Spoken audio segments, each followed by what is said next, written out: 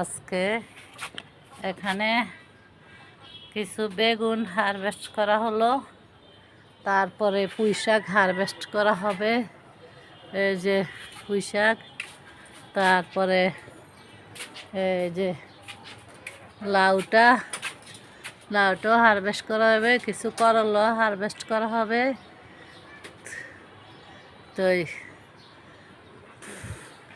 এখানে আজকে অনেক কিছু হারভেস্ট করা হবে। এখানে করলাটাও কেমন জানি হলুদ হয়ে যাচ্ছে, এটাও হারভেস্ট করে ফেলতে হবে।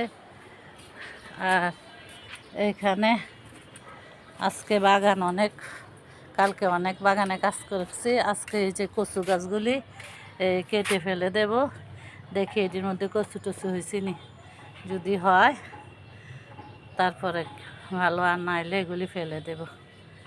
আর এগুলি রাখবো না, বাসায় ওরা খায় না এগুলি। এই যে তো আজকে এই পর্যন্ত।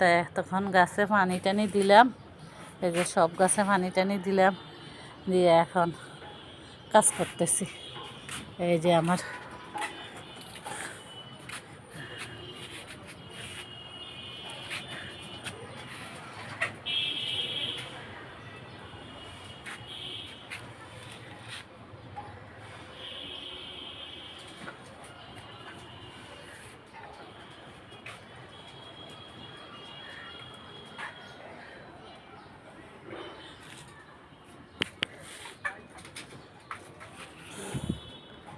তো